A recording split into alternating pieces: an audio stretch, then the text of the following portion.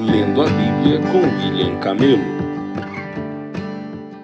Dia 23 de maio, 2 Samuel 2:12 a 3:39. Certo dia, Abner, filho de Ner, conduziu as tropas de Isbosete, filho de Saul, de Manaim, para Gibeon. Ao mesmo tempo, Joabe, filho de Zeruia, saiu com as tropas de Davi e foi ao encontro deles na represa de Gibeon, onde os dois exércitos ficaram frente a frente, posicionando-se em lados opostos da represa. Então Abner disse a Joabe: proponho que alguns de nossos guerreiros lutem em confronto direto diante de nós. Está bem, respondeu Joabe. Então foram escolhidos 12 soldados de Benjamim para representar Isbosete, filho de Saul, e 12 soldados para representar Davi. Cada um agarrou seu adversário pela cabeça e cravou a espada um no lado do outro, e todos morreram juntos. Por isso, desde então, este lugar em Gibeon é conhecido como Eucate Azurim. Seguiu-se, nesse dia, uma violenta batalha na qual Abner e os homens de Israel foram derrotados pelos soldados de Davi. Joabe, Abissai e Asael, os 3 filhos de Zeruia, participaram da batalha nesse dia. Asael, que era rápido como uma gazela, começou a perseguir Abner. Continuou decididamente em seu encalço sem perdê-lo de vista. Quando Abner olhou para trás e viu que ele se aproximava, perguntou: é você, Asael?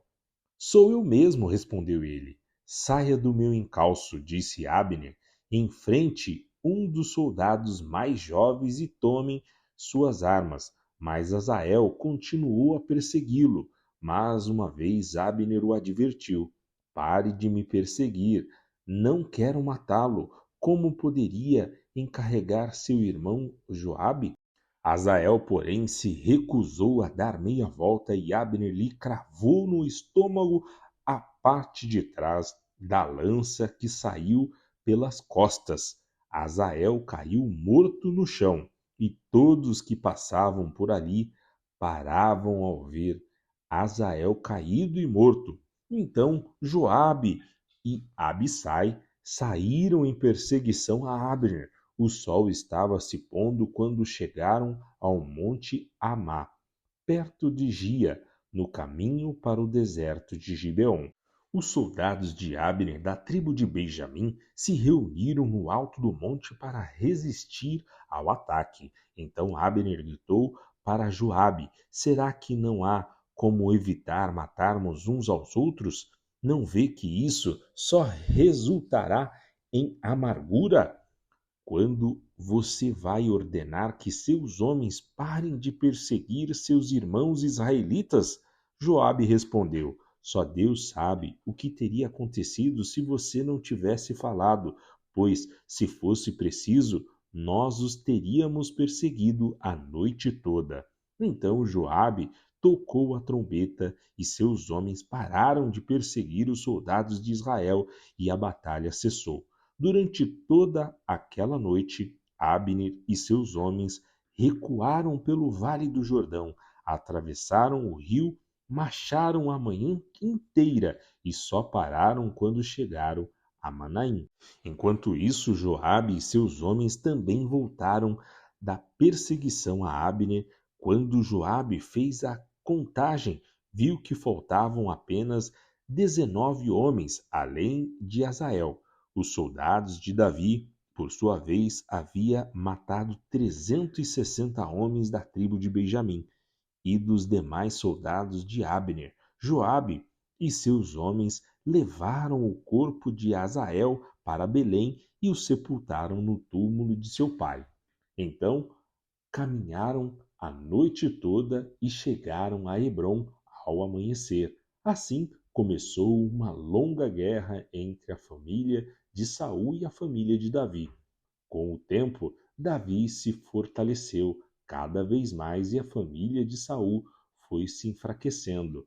Estes são os filhos de Davi que nasceram em Hebrom. O mais velho era Aminon, filho de Ainoá de Jezreel. O segundo era Daniel, filho de Abigail, a viúva de Nabal do Carmelo. O terceiro era Absalão, filho de Maaca, filha de Talmai, rei de Gessur. O quarto era Adonias, filho de Agite. O quinto era Cefatias, filho de Abital. O sexto era Itreão, filho de Egla, esposa de Davi. Todos esses filhos de Davi nasceram em Hebrom. Enquanto continuava a guerra entre as famílias de Saul e de Davi, Abner se tornou um líder cada vez mais influente entre a família de Saul. Um dia, Isbosete, filho de Saul, acusou Abner de ter relações com uma das concubinas de Saul, uma mulher chamada Rispa, filha de Aia. Abner ficou furioso com as palavras de Isbosete. Por acaso sou um cão de Judá para ser tratado desta maneira? Gritou ele. Depois de tudo que fiz por seu pai, Saul, e pela família e os amigos dele, ao não entregar você a Davi, minha recompensa é ser acusado por causa desta mulher? Que Deus me castigue severamente se eu não fizer por Davi tudo o que o Senhor prometeu a ele. Tomarei o reino da família de Saul e o entregarei a Davi. Estabelecerei o trono de Davi tanto sobre Israel como sobre Judá, desde Dan ao norte até Berseba ao sul. Isbosete não se atreveu a dizer nem mais uma palavra, pois teve medo do que Abner poderia fazer. Então Abner enviou mensageiros para dizer a Davi: Afinal, a quem pertence esta terra? Faça um acordo comigo e eu ajudarei a conseguir o apoio de todo Israel.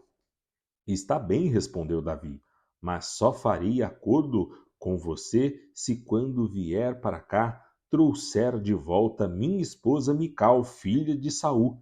Davi enviou a seguinte mensagem a Isbosete, filho de Saul: Devolva minha esposa Mical, pois eu conquistei o direito de me casar com ela com os prepúcios de 100 filisteus.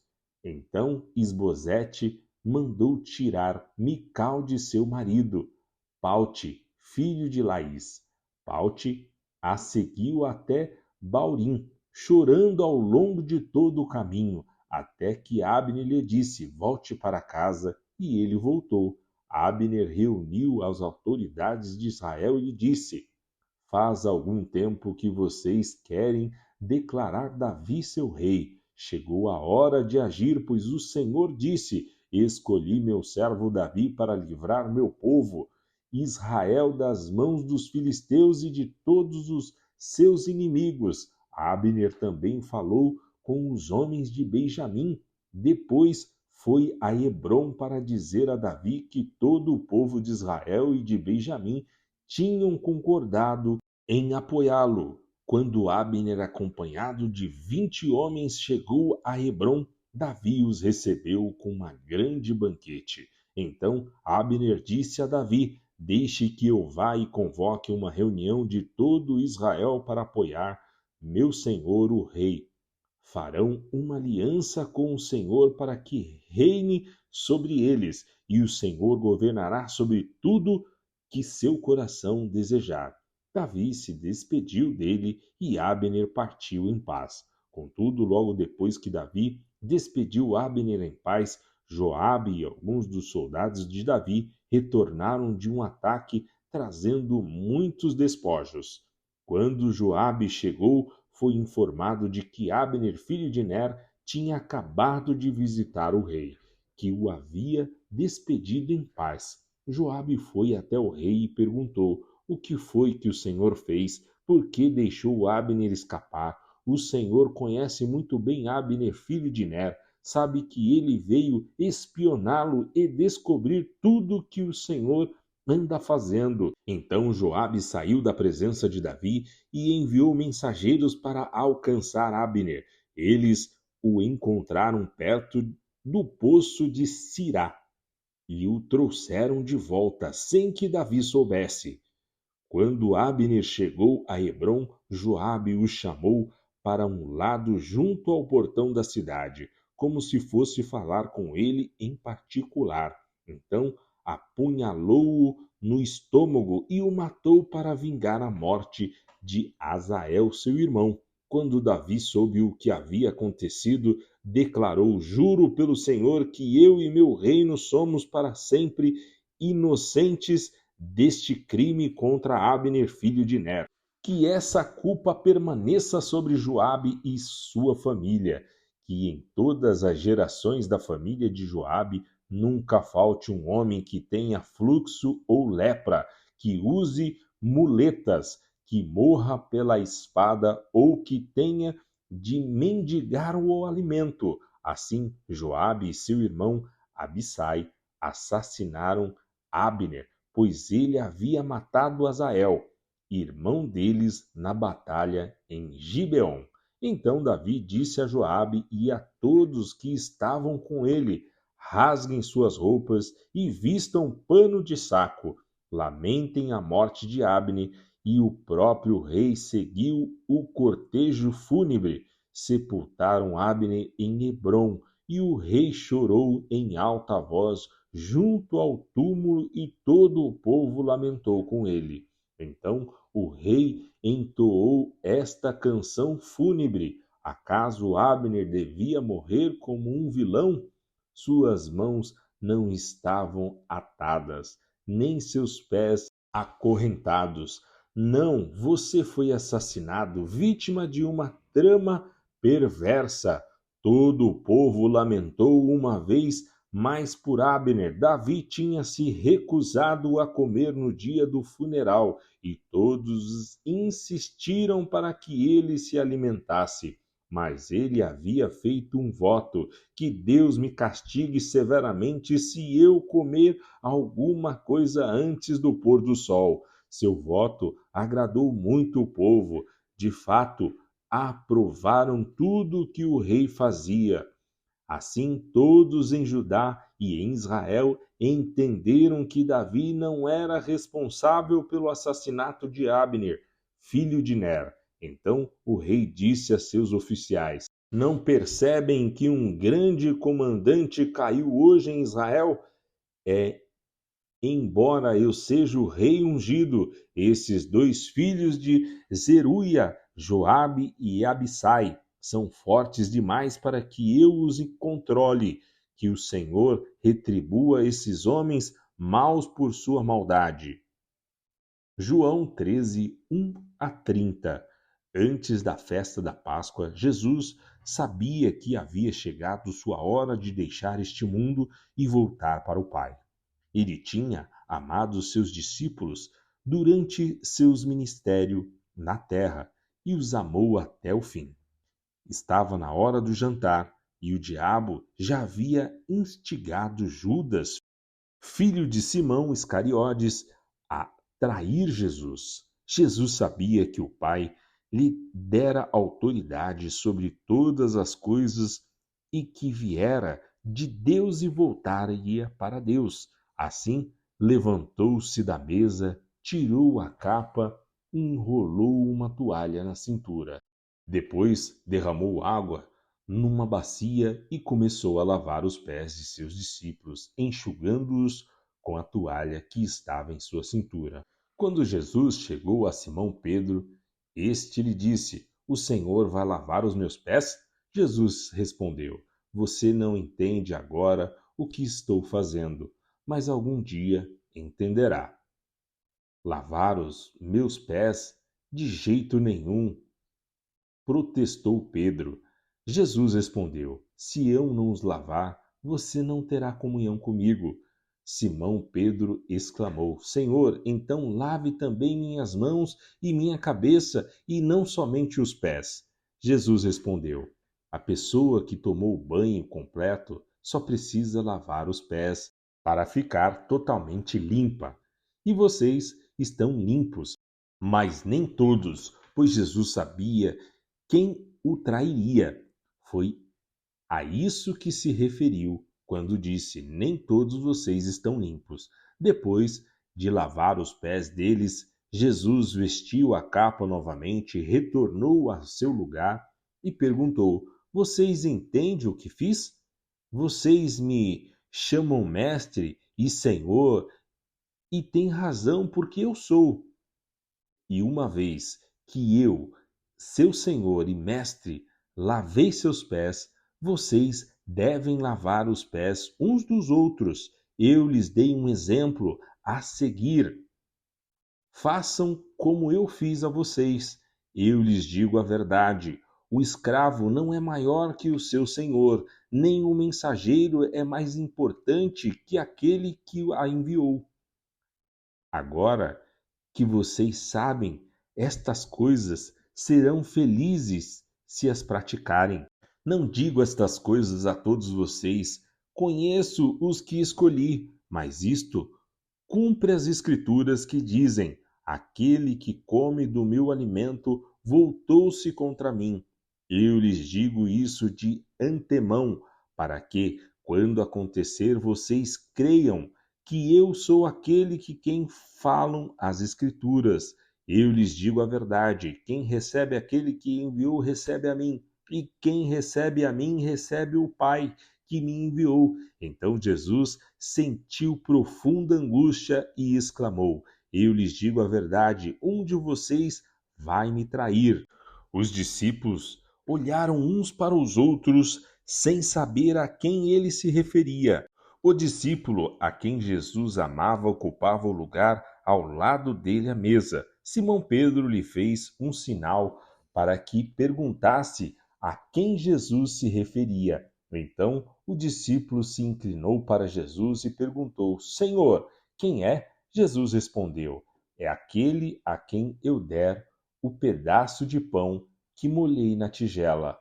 E depois de molhar o pedaço de pão, deu-o a Judas, filho de Simão Iscariotes. Quando Judas comeu o pão, Satanás entrou nele. Então Jesus lhe disse: O que você vai fazer? Faça logo. Nenhum dos outros à mesa entendeu o que Jesus quis dizer. Como Judas era o tesoureiro, alguns imaginaram que Jesus tinha mandado que ele comprasse o necessário para a festa ou desse algum dinheiro aos pobres. Judas saiu depressa e era noite. Salmo 119, 1 a 16. Como são felizes os íntegros, os que seguem a lei do Senhor, como são felizes os que obedecem a seus preceitos e o buscam de todo o coração. Não praticam o mal e andam em seus caminhos.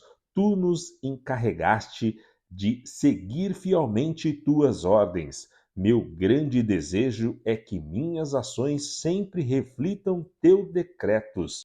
Então, não ficarei envergonhado quando meditar em todos os teus mandamentos. Eu te darei graças por viver corretamente à medida que aprender teus justos estatutos. Obedecerei a teus decretos, por favor, não desistas de mim. Como pode o jovem se manter puro, obedecendo a tua palavra? De todo o meu coração te busquei. Não permitas que eu me desvie de teus mandamentos. Guardei tua palavra em meu coração para não pecar contra ti. Eu te louvo, ó Senhor, ensina-me teus decretos. Recitei em voz alta todos os estatutos que nos deste. Alegrei-me com o caminho apontado por teus preceitos, tanto quanto com muitas riquezas. Meditarei em tuas ordens e refletirei sobre teus caminhos. Terei prazer em teus decretos e não me esquecerei da tua palavra. Provérbios 15, 29 a 30. O Senhor está longe dos perversos, mas ouve as orações dos justos. O olhar animador alegra o coração. Boas notícias dão vigor ao corpo.